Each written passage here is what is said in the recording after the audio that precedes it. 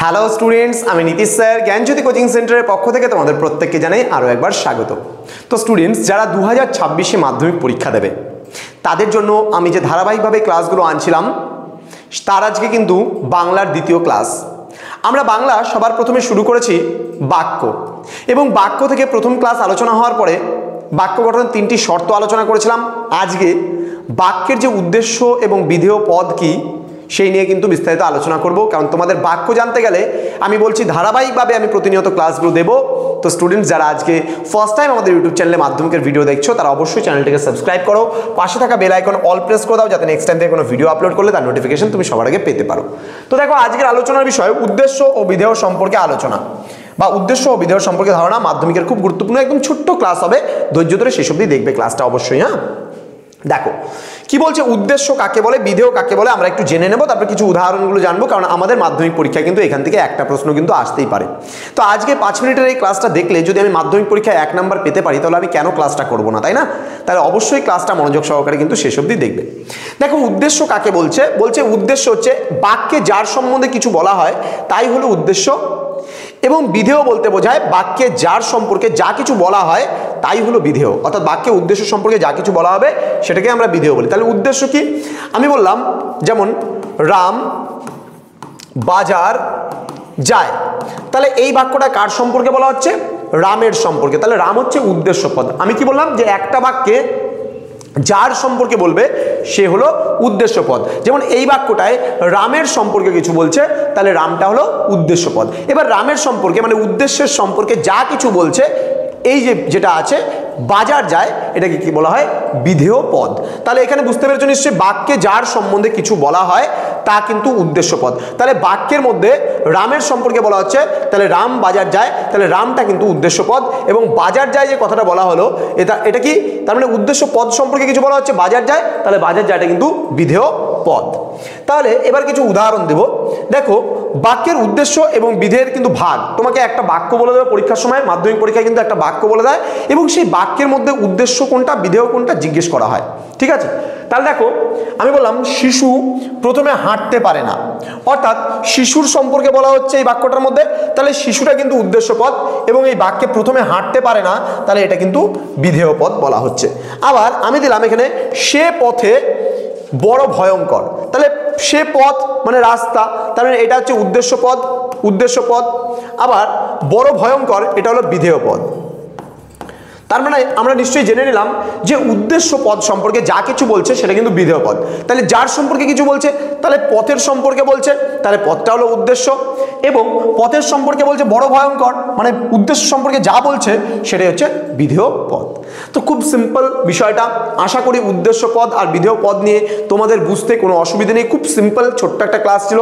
পরের দিন কিন্তু আমি আরেকটা টপিক, অর্থাৎ পার্ট নাম্বার 3, আজকের এই ক্লাসটা ছিল পার্ট নাম্বার 2 উদ্দেশ্য পদ এবং বিধেয় পদ। আমি বলছি প্রত্যেকদিন ছোট্ট ছোট্ট করে ভেঙে ভেঙে ক্লাসগুলো নেব।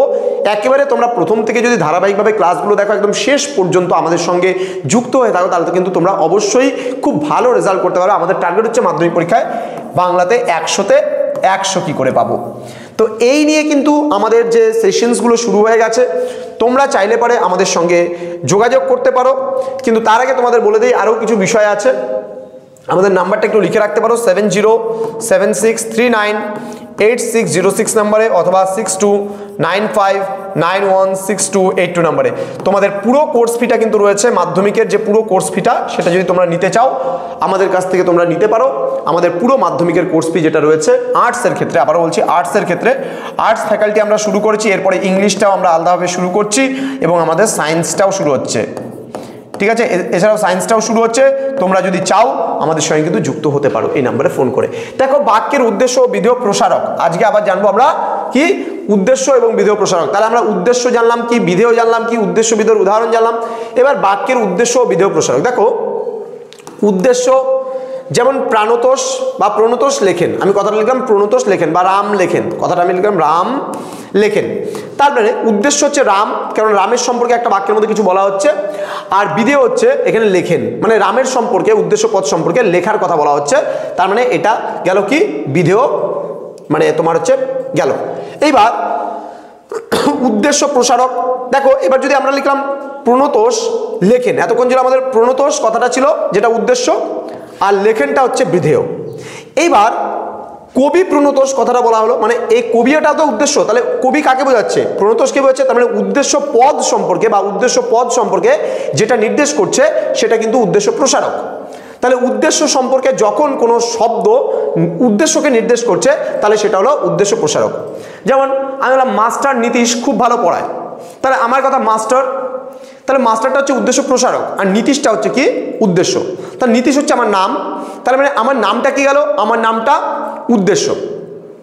তাহলে আমি বলছি দেখো নীতিশ পড়ান, আমি লিখলাম নীতিশ পড়ান, তাহলে নীতিশটা হচ্ছে উদ্দেশ্য পদ, পড়ানটা হচ্ছে বিধেয় পদ। এবার বললাম যে মাস্টার নীতিশ, তার মানে উদ্দেশ্য পদকে নীতিশটাকে মাস্টার, তার মানে এটা কিন্তু উদ্দেশ্য প্রসারক হয়ে গেল, উদ্দেশ্য প্রসারক। ওকে, এবার মাস্টার নীতিশ, তার মানে এটা হলো উদ্দেশ্য প্রসারক, মানে এটা মাস্টারটা হলো উদ্দেশ্য প্রসারক আর হচ্ছে উদ্দেশ্যটা গেল।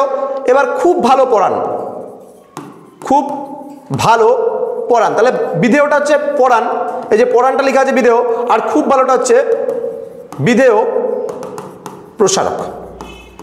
বুঝতে পারলাম ব্যাপারটা? তাহলে এখানে প্রণতোষ পড়ান বা প্রণতোষ লেখেন, কথাটা যে প্রণতোষ লেখেন, তার মানে এখানে প্রণতোষটা হচ্ছে উদ্দেশ্য পদ আর লেখেনটা হচ্ছে বিধেয় পদ, তাহলে এখানে উদ্দেশ্য বিধেয়। তাহলে এখানে বললাম কবি প্রণতোষ কবিতা লেখেন, তাহলে কবি প্রণতোষ কবিতা লেখেন, এখানে হচ্ছে কবিটা হচ্ছে উদ্দেশ্য প্রসারক, প্রণতোষটা হচ্ছে উদ্দেশ্য, কবিতা হচ্ছে বিধেয় প্রসারক আর লেখেনটা হচ্ছে বিধেয়। একইভাবে যদি বলি প্রণতোষ, এখানে লেখেন কথাটা আছে, আমাদের বন্ধু কবি প্রণতোষ, তার মানে আমাদের বন্ধু কবি কথাটা হচ্ছে উদ্দেশ্য প্রসারক, মানে উদ্দেশ্যটাকে বাড়ানো, মানে প্রণতোষকেই এত কিছু বলা হচ্ছে আমাদের বন্ধু কবি।